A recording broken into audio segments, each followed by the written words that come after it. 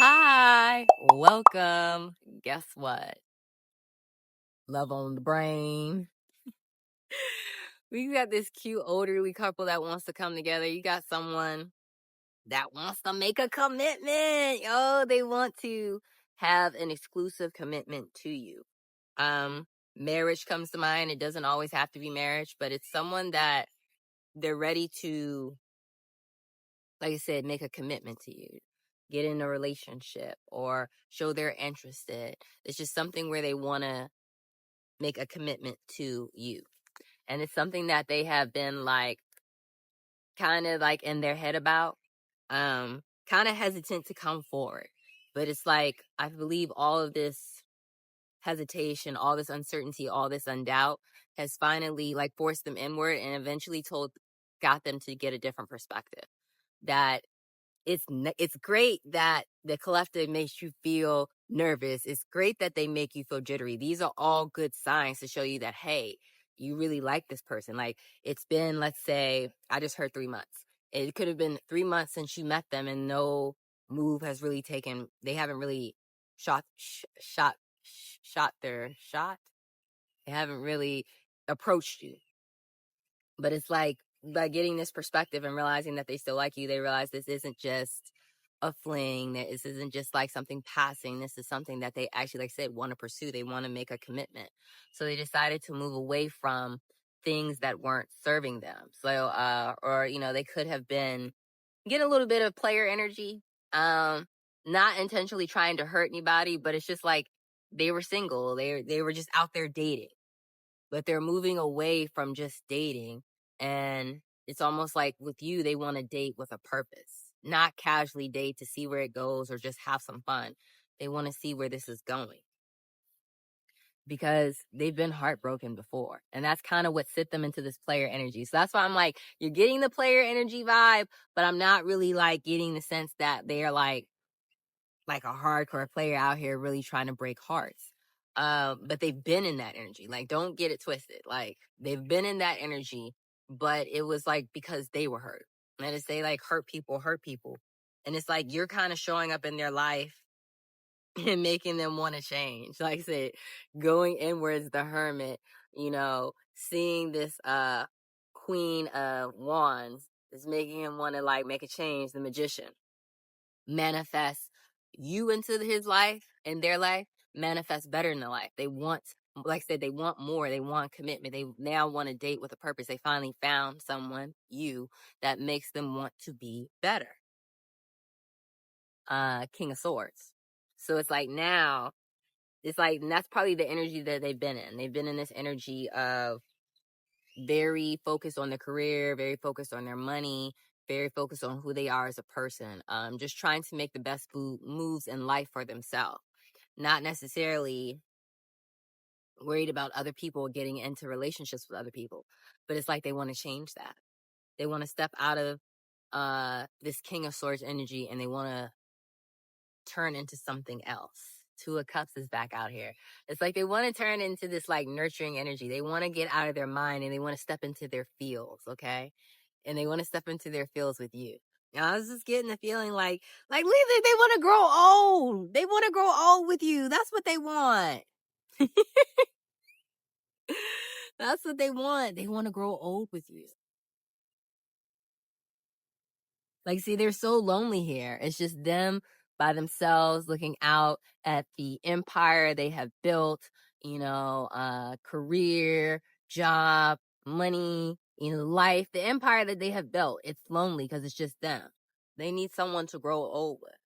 And they're not the person that wants to settle. Because like I said, they've been through this. They've been through heartbreak. They've been through despair. They've been through depression. They've been through loss.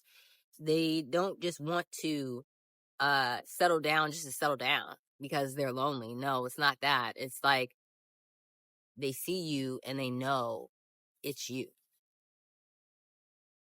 Wheel of Fortune, baby. It's like the wheel, like running into you. If you guys haven't met or you're going to meet, it's something where it's just chance. It's fate. You guys were fated to meet. This is a fated encounter. And it's like everything happened for a reason. Whatever you went through, whatever they went through, they had to get there. They had to be in this place. They had to be at the right position at the right time for you guys to come into alignment, for you guys to grow old together. And understand you had to go through some things too, even though we're sitting here talking about this King of Swords. It's like you went through things too to prepare you to be the partner to this King of Swords. It was a death. It was like both of you had to go through ego deaths. You had to shed your darkness and really step into your light and realize how much you guys glow individually. Before you guys even come together, you had to know your worth, and the King of Swords had to know theirs. And once you knew your worth, that's at the bottom of the deck, no one could ever take that from you. They can't take your independence. They can't take your self-worth. It's self-worth. The only way that goes away is if you do it yourself. Hang on, you got it. It was a squirrel that jumped. He was like hanging on barely. And it's just almost like, I almost want to say to you guys, like, hang on, understand that this is coming in for you. See, he went from being the King of Swords to being the King of Wands. Someone that is passion, that is fiery. It's like you bring his fire back. I'm just saying him because this is just in the picture right now. Could be a female. Switch the roles where they need to go. But it's like you light their fire, you light their passion.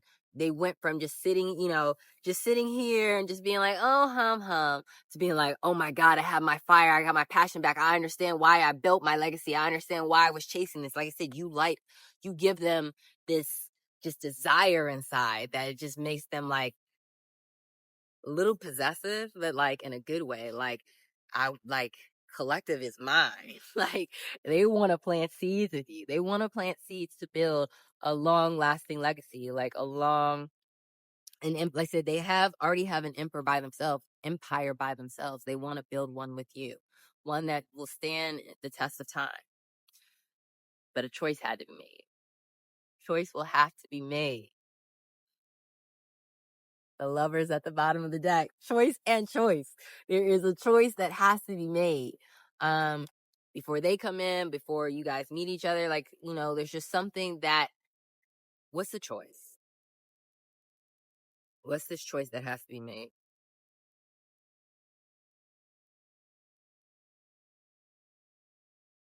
Something with addictions. This is something from the past. There's a door that must be closed in order to open this new door for you both to walk into, to be fruitful, abundant, to have this wonderful radiate connection where you guys can grow old together. Something from the past, an addiction, an old behavior, an old way of being, an old identity has to be released. You have to break the chains. You cannot exist. Like, sacrifices do have to be made to get some of the things we want. And it doesn't always have to be in the sense like, oh, like, sacrificing the living thing or getting rid of your favorite foods, Sometimes it's just saying that, this is just an example.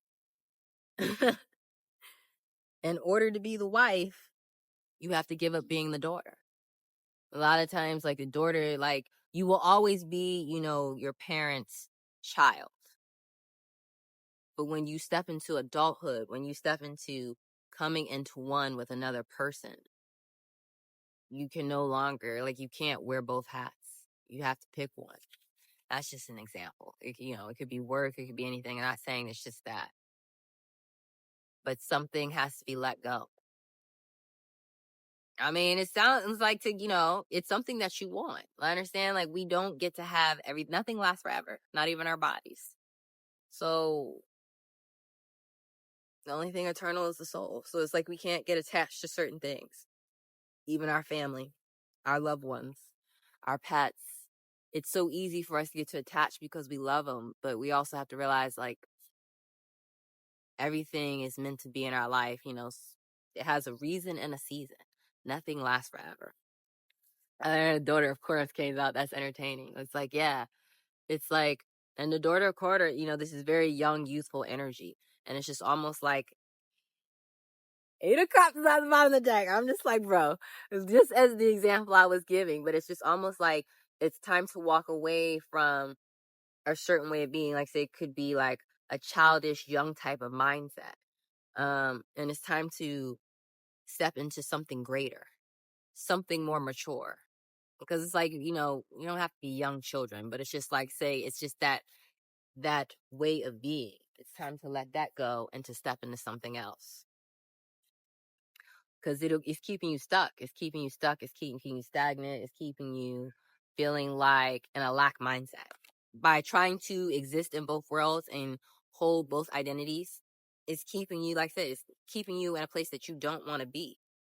And it's like, this is where you want to be. Look at that. With the sun, all the joy, like two people coming together. It's like, this is what you want.